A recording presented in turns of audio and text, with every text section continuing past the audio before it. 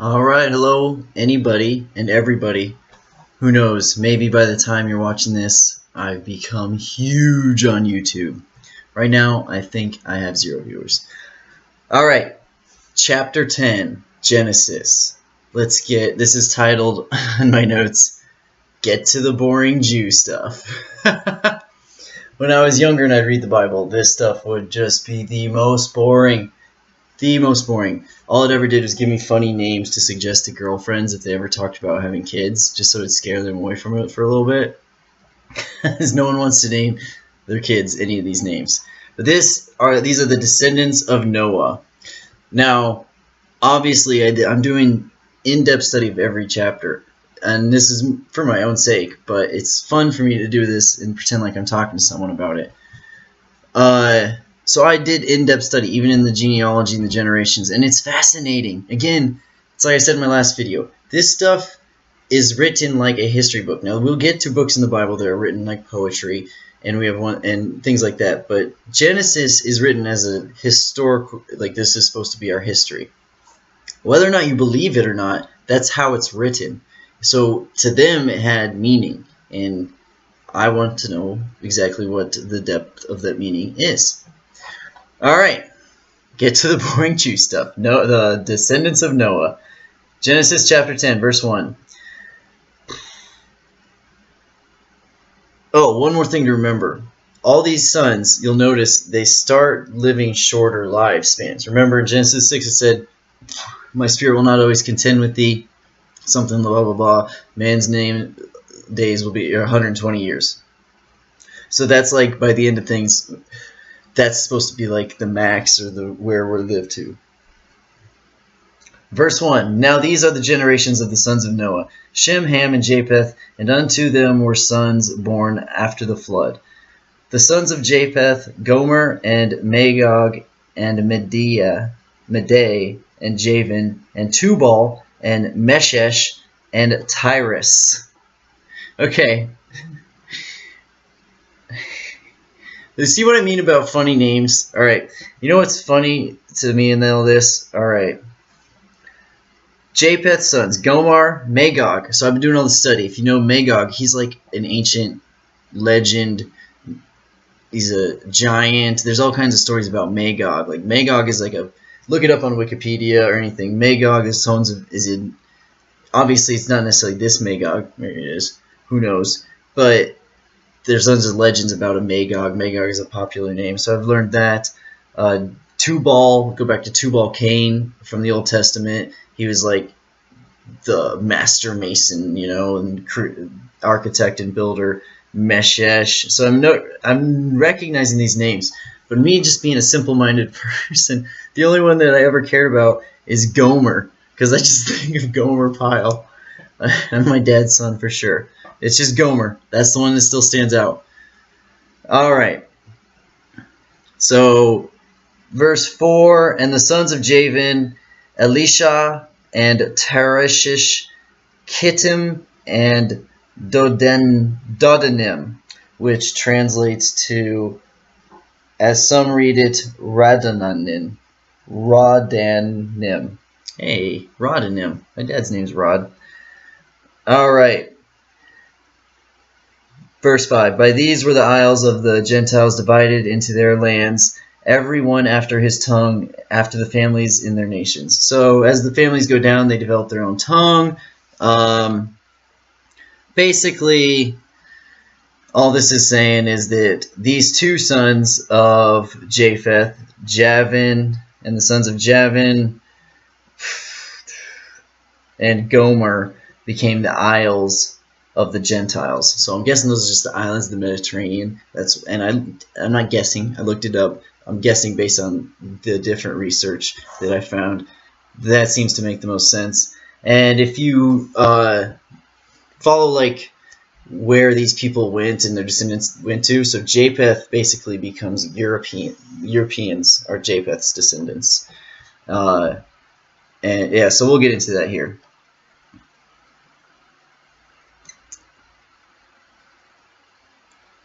Okay.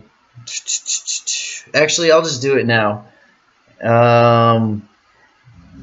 I've looked up all the lineages to be certain of them. So Japheth's lineage goes like this. They're the island of the Gentiles. They're Europeans. Gomer, his line becomes the Crimeans. Magog's line becomes the Scythians. Madai, these are all Japheth's sons, become the Medes. I'm sorry, the Medes. Now these, if you look up ancient history, these are known civilizations that rose and fall throughout the generations. The Medes were a pretty powerful one at one point for sure. So are the Scythians, and obviously we all have heard of the Crimeans. I'm pretty sure Crimeans still exist. Javan becomes the Ionians and the Greeks. Tubal becomes the Turks. Meshesh, the Slavs. Ironically, the word slave comes from the Slavs. Look it up. Slave comes from the Slavs because they were slaves at one point, blah, blah, blah. European slaves. And Tyrus is the Etruscans. Now, the Etruscans. Etruscans. So I'm not really too sure about that ones. But the other ones, the Slavs, the Ionians, the Greeks, the Medes, the Turks, the Crimeans, the Scythians, like these are all known civilizations. And they track, even these civilizations pretty much track their way back to this. Because all civilizations believe in a great flood. Alright, so verse 6 through 7. And the sons of Ham, Cush, and Cush is an important one to remember, by the way, and Mizraim, and Phut, P-H-U-T. Recommend naming your son Phut to your girlfriend, your wife. I'm doing a video about the Bible. If you're talking about having a child, you should be married. But sometimes you talk about it before you're married. Mention Phut. And Canaan. Canaan's the youngest son of Ham. Remember, he's the one that's cursed previously because Ham saw his father's nakedness. Whatever that means. Watch my last video for that one. But Canaan gets the brunt of the curse. Even though he's not really mentioned as doing anything. But he is mentioned repeatedly in that chapter. So verse 7, and the sons of Cush, Seba, and Havilah, and Sabta, and Rama, and Sabtacha, and the sons of Rama, Sheba, and Dedan. Alright, so that's verse 6 through 7. I'm going to quickly tell you Ham's lineage and what becomes of them, and then we'll continue reading. So, Ham's line becomes Africa. Japheth is Europe. Ham's line becomes Africa. I'm not going to get into it. I don't mean to trash talk, but I just have these thoughts go through my head. Because Ham's line's cursed and the Canaanites are cursed, this actually was used by some very nefarious religious organizations to put down the African civilizations. And obviously that was not at all what the Bible said, but there are religious organizations that will take things because they can use it as power, pretend. And anyway, it's just an ironic little fact. So Cush becomes the Ethiopians. Mizraim becomes the Egyptians. Phut becomes the Phut. I don't know who they are. Phut, I don't know who that is. And Canaan becomes the Canaanites, which again, I mentioned in my last video on chapter 9, are the Phoenicians. The Canaanites are the Phoenicians. There's tons of really good research done about this. It's pretty well accepted. And the Phoenicians actually are believed to have sailed to America, possibly. There's all these theories of people who reached America before Columbus. Phoenicians are one of them. Now, if you know your history, especially really know your history, you'll know about the Mound Builder civilizations. The Mound Builders were legendary peoples that even the history will teach you that the Mayans and Aztecs went north and became the Mound Builders. More and more we found it's the other way around. And in the tombs and stuff, they would always find these giant skeletons, huge skeletons. And even Abraham Lincoln makes comment of this in one of his speeches. It's just a known fact that in these mounds in the Ohio River Valley of ancient civilizations, And it was most likely the Phoenicians, who are the Canaanites, who were cursed. And also, remember Genesis 6, where it talks about how, oh my gosh, before the flood there were giants, and then also after.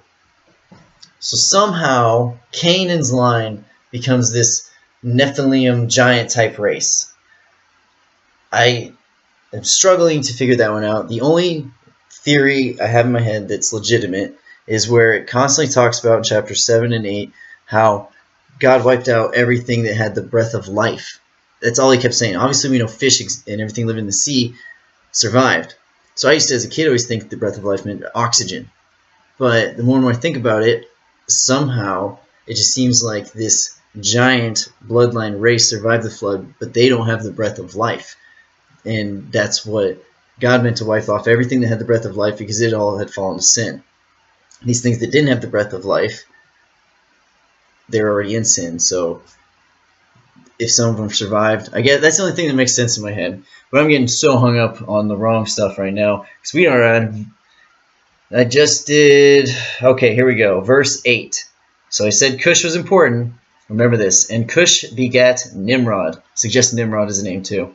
And Cush begat Nimrod. He began to be a mighty one in the earth. Alright, so right now for this verse, my title is WTF. That's random. So, and just remember, we just were naming a bunch of the sons of Cush and of Ham's line, and I told you where they went off, and then all of a sudden, and Cush begat Nimrod. He began a mighty one in the earth. He began to be a mighty one in the earth. I looked up so much of exactly what this means. Now, I have tons of theories, and you're taught lots of stuff in Sunday school and all this stuff growing up if you were in the church, and there's a lot of basic understandings. Spoiler alert, Nimrod is the one from the Tower of Babel. He becomes like this mighty king ruler. So basically, it seems to be a lot of the consensus by theologians and stuff, who often are wrong anyway, but who knows. This is kind of saying not only is he a mighty hunter, a mighty one on the earth, he basically is starting to form a government, is kind of the consensus, and that makes sense. You know, one more time. Verse 8, and Cush begat Nimrod. He began to be a mighty one in the earth. So he's forming a following, a government, and a structure of organization. And you can say that's a good thing, and maybe it is, but power always leads to corruption. God's kind of an anarchist. Now, I'm not saying I'm an anarchist. I think we need a set of rules and laws and everything, which God gives to us, really. And Nimrod obviously becomes someone who, you know, his will be done instead of God's will, which is what usually tends to happen. But he's forming government. Also, Nimrod is seen as like one of the first Antichrist figures. So if you're ever looking into Revelation and a lot of prophecy, a lot of times Nimrod will fall into place on that. So basically, yeah, it's the oldest sin in the book. You're gaining power and eventually you want to be like God. You see yourself as a God. Verse 9, he was a mighty hunter before the Lord. Wherefore it is said, even as Nimrod the mighty hunter before the Lord. So, before the Lord basically means he's doing it in God's sight, from what I got. Again, this stuff was confusing to me reading it. I had to do so much research because I'm like smart, but I'm not that smart. In God's sight, so he becomes a mighty hunter. And you think about it, that makes sense. If you can kill wild beasts and bring in plenty of game in a world that's trying to rebuild itself, people are going to be impressed with your prowess, first of all, because it's seen as a mighty thing to do.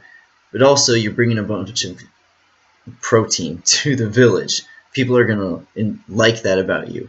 And you're going to gain a following. And then people are going to look to you as a leader. And then you can start forming a structure underneath of yourself. And he's doing this in God's sight. And I think what it's getting at here is basically that he's not doing it in honor of God. He's doing it for himself. He wants this people to follow him so he can self-serve himself.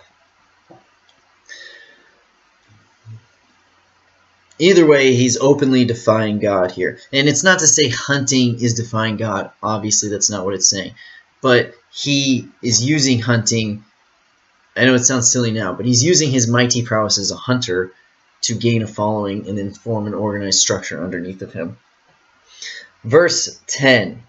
And the beginning of his kingdom was Babel, and Erech, and Akkad, these words, and Calneh in the land of Shinar, which is Iraq, Iran, I think. Yeah, it's Iraq and Iran area over there. That's the area of Shinar, so that's where this begins. So again, let's read those in succession. And starting at verse 8. And Cush begat Nimrod. He began to be a mighty one in the earth. He was a mighty hunter before the Lord. Wherefore it is said, even as Nimrod the mighty hunter before the Lord.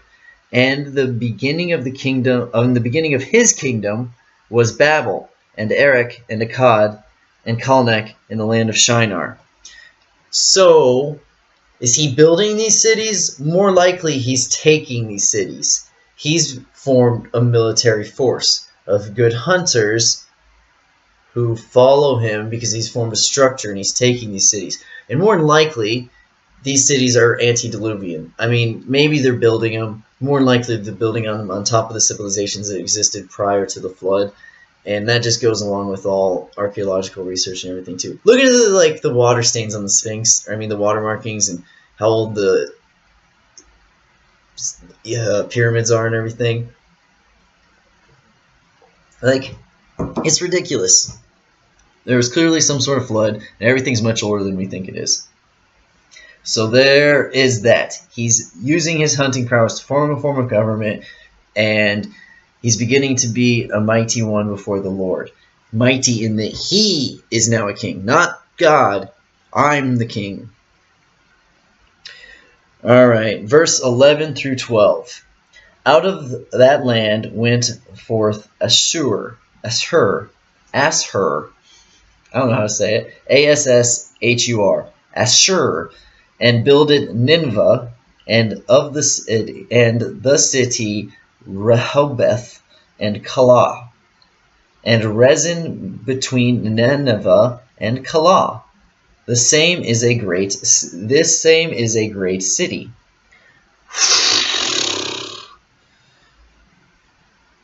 That's hard reading. Alright, so basically cities are starting to be built or rebuilt, whichever you want to take it as. And how are they getting this technology? Well, remember, they're living much longer lives, and basically they're a lot smarter. We think we're so much smarter now. They were much, much smarter then. They're actually proving that we're getting dumber successively, especially lately. But generationally, we're getting less and less intelligent. Also, if you live that long, your cranial, I think it's your cranial bone, it's the one that never stops growing. You know, so you're going to be able to keep taking in more and more information. That's the way we were designed. But also, I tend to think like there's got to be some sort, and there's a lot of stuff to look into non-canonically, books outside of the Bible that lend key credence to this. So there's some fallen angel stuff going on right here. Some like bringing technology. I'm not saying human beings are incredible problem solvers, but tend to be when you start serving the Dark Lord, when you start, you know, choking on the devil's D, like you are when you want to be your own ruler and your own king,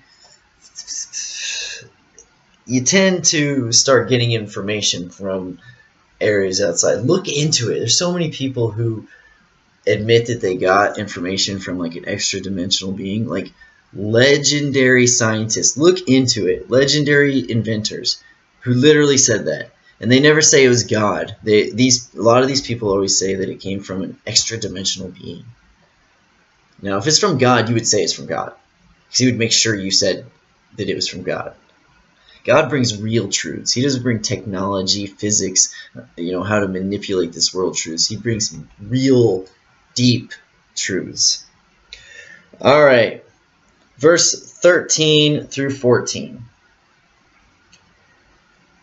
And Mizraim begat Ludim, and Enamin, and Lehabim, and Nephitim. No, I'll say that again. Naphtahum, and Pathrazim, and Kazlahum, out of whom came Philistim, which must be the Philistines, is what I'm gathering, and Caphtorim.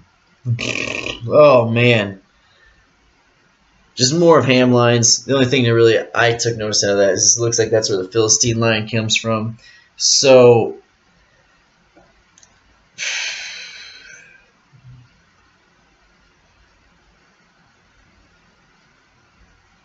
Morris, that's just Mizraim's line. So Philistines end up, they must, I don't know if Philistine, because this is line of Ham, but it's not Canaan. So Mizraim, I don't know if he was kind of a bad dude and got some of the curse, or if his descendants through the Philistines just intermarried with the Canaanites. Because it sounds like only Canaan really got the curse. Even Ham didn't really get the curse. It was just Canaan. So it must just be intermarriage. I'd hate to think that it is just, even if Mizraim was a bad bloke, I'm not European, I still don't think that he's getting cursed. It must be sort of an intermarriage thing. And I hate to say that, saying like intermarriage is a bad thing, obviously, but this is totally different. Okay, and this is like marrying into another religion totally and accepting that religion over your own. And we as Christians want to convert people, obviously, to Christianity. But it's a whole other thing when you get converted to something else.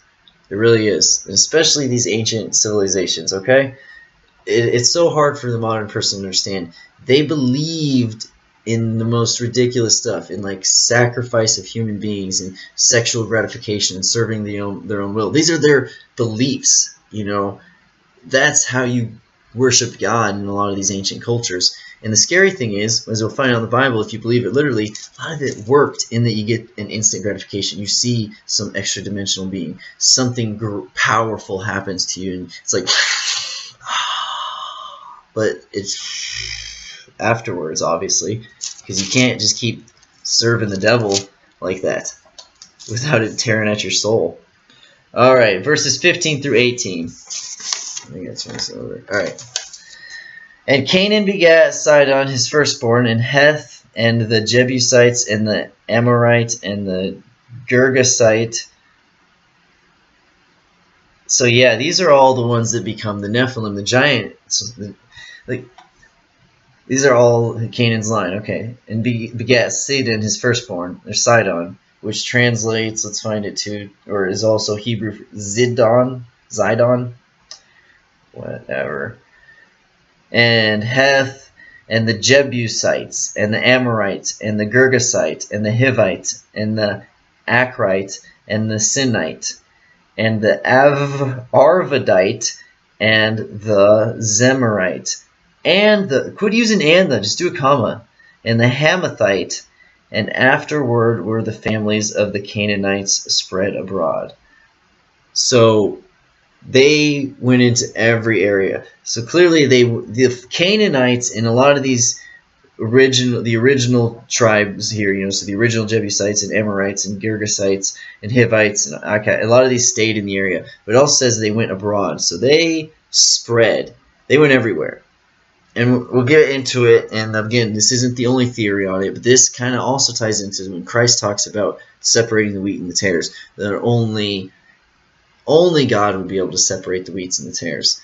And also him coming for the Gentiles. See, if you believe in this like cursed bloodline stuff, which, I mean, if you believe the Bible literally, you kind of almost have to. Christ comes for the Gentiles because everything had been so mixed and it didn't matter anymore. If you could accept Christ in your heart, that was all that it took, okay? That's all that it takes. That's it. Right? For anyone. All right. Verse 19. And the border of the Canaanites was from Sidon, as thou comest to Gerar unto Gaza, which is also Azza in Hebrew, as thou goest unto Sodom and Gomorrah, and Admah and Zeboim, even unto Lasha. Alright, So Sodom and Gomorrah are mentioned, and if you know anything about your Bible or history or mythology or anything, you know about Sodom and Gomorrah. Think of the word sodomy, and you might be reminded of a few stories. Lot will come into play, but basically we find out that these cities are in existence right here, and these are the border of the Canaanites. So the Canaanites basically, and a lot of people end up believing this, Sodom and Gomorrah was kind of like a Canaanite capital. I mean, it basically was a kingdom because it was sort of like city-states in and of itself, but that was kind of like the ruling area. And obviously, like most capitals, it becomes the most depraved place because that's where all the power sits. Washington, D.C. But here's what we got going on. Sodom and Gomorrah and Admah. Anyone else find it... I'm such a Bible nerd. Like, I can't stop watching Guardians of the Galaxy and Avengers, and I always just think, why is her name Gamora?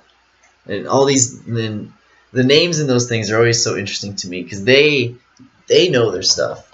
Now, whether they believe it or not, who knows? Probably not. But I like how they're always using mythological or biblical names from the past because we got to bring these names back. Gomorrah may maybe not be the one you want to go with. There's a I'm getting so off topic. There's a Professor Brothers video you have to look up. It's a cartoon. Now, if you're a hard-nosed Christian, you might, if you can't laugh at yourself, you might not like it. But it's so funny. It's Bible study or something like that. Just look up Professor Brothers Bible. They're talking about Sodom and Gomorrah. There's one point where he's talking about Sodom named after, and Gomorrah named after an even weirder move. It's a cartoon, though. Obviously pretty funny. Alright, verse 20. These are the sons of Ham after their families and their tongues and their countries and in their nations. So again, eventually, we'll get to our Babel, but that saying at the end of all these genealogies is their families and their tongues. So they kind of start developing their own jargon, which turns into their own sort of language, obviously. So that's Ham's line. Verse 21. Unto Shem, also the father of all the children of Eber, the brother of Japheth the elder. So Japheth is the elder? I thought Shem was the elder. Man, that's bad. Sorry. Unto Shem, also the father of all the children of Eber, the brother of Japheth the elder.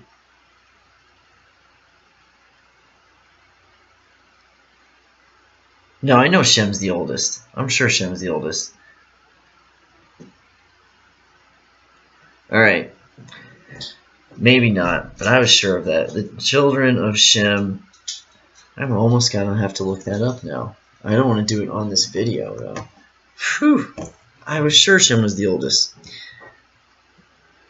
Anyway, one more time. Unto Shem also the father of all the children of Eber, the brother of Japheth the elder. Even to him were children born. The children of Shem. Verse 22 here. Elam, and Asher, and Arphaxad, and Lud, and Aram. And the children of Aram, Uz, Hol, and Gether, and Mash. And Arphaxad begat Salah, and Salah begat Eber. And unto Eber was born the two sons. The name of one was Peleg, which is also division. That's odd. For in those days the earth was divided. And his brother's name was Joktan. And Joktan began at Alamad, and Sheleph, and Hazamaveth, and Jerah, and Haradam, and Uzel, and Diklah, and Obal, and Abamel, and Sheba, and Ophir, and Havilah, and Jobab. All these were the sons of Joktan. And their dwelling was from Mesha, as thou goest unto Sephar, a mount of the east. Whoa! Okay. Those were the weirdest names of all. And guess what continent Shem forms? You guessed it. Asia. Who would have guessed? The craziest names so far become the fathers of Asia. Alright, so I got Shem's lineage of who they actually become. Elam becomes the Persians. Ashur becomes the Assyrians. Arphaxad becomes the Babylonians, Lud the Lydians, and Aram the Syrians. So these become very powerful. And again, this is, I guess, why I still think Shem's the oldest. I'm going to have to look it up. No, I'm sure Shem is, but it just sounds like in that first part, they're saying something about Japheth, the brother of Japheth the elder. So maybe they're just, the elder is describing a different Japheth, and this is his brother. Whatever. Anyway, Shem's really become the most powerful. And doesn't it say earlier when Noah is cursing Canaan and how he will always be the servant of Shem, and that Japheth will live in the tents of Shem, but that Canaan's descendants will also be Japheth's servants. So what's going on here? Well, these Asian origins, the Persians, the Assyrians, the Babylonians, the Lydians, the Syrians. The Lydians is the least known, and they were extremely powerful. The Assyrians and the Persians almost conquered the world, and they took over what the Babylonians had already conquered. I mean, the Assyrians, like, these were all huge empires. Even the Syrians under Aram. Like, these are powerful civilizations, and like we talked about earlier, the Ionians, the Medes, a lot of these cultures, they were Japheths. They were conquered by these future civilizations and just lived under them, didn't they?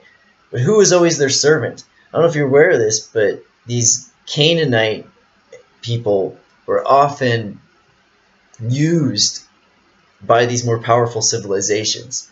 They were their servants. You know, these Canaanite Hivites and all these.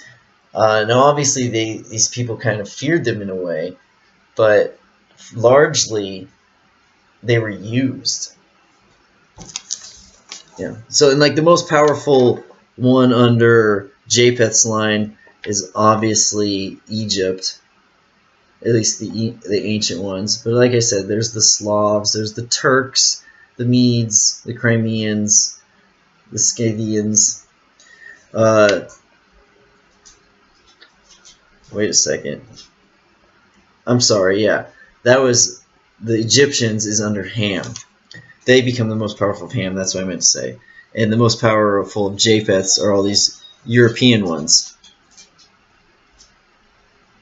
Yeah, that's crazy. So Japheths never really become that powerful. I'm looking at, I mean, they're all known. The Medes, the Turks, the Slavs, the Ionians, the Greeks. Greeks eventually become powerful. The Scythians, the Crimeans. But the really powerful ones are Shem's, obviously, these Asian ones.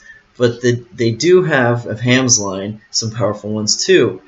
And one of them is the Egyptians. Now, obviously, Cush's line turns into the Ethiopians, and Canaan's line is the one that's really cursed. But none of Ham's line, the Ethiopians stay pretty good. I have no idea who the Phut are. But the Mizraim line, Egyptians become a pretty corrupt civilization too. And I remember I read earlier how, oh man, was Mizraim kind of thrown in under that curse too? It makes me wonder because of his line, but more than likely they just intermarried. Because it is his line, I believe, is the Philistines. Okay. Yeah, it was. Mizraim's were the Philistines. Alright, last verse. Sorry, I know. Last two verses. These are the sons of Shem, after their families, after their tongues, in their lands, after their nations. So again, they get their own tongues. Verse 32, these are the families of the sons of Noah, after their generations, in the nations, and by these were the nations divided in the earth after the flood. So this is how the world basically becomes repopulated. Like I said, Japheth is Europe, Ham is Africa, Shem is Asia. Asia becomes very powerful, and Canaan, under Ham, his line is cursed. His line is cursed for something that having to do with Noah's nakedness that they don't make clear. And we also are introduced to Nimrod. Remember, he is forming a powerful following, government, obviously kingship eventually. It starts with him being a mighty hunter. So he starts gathering a following because he knows how to kill and hunt and bring a lot of protein to the village, which people respect, and he teaches other people how to do it. And they start taking over these cities eventually, and he starts building a power structure for himself. not for God, but this is for his own self-service. So he's openly defying God, trying to eventually, in chapter 11 we'll get to, start building the Tower of Babel to be like God. Because that's everyone's, everyone who, tastes a bit of the devil and, can't get enough of it, that's the eventual goal, is nothing's greater than being like God. If you just turn yourself over to sin completely, that's the road you go down. I mean, eventually, ultimately leads to the ultimate death.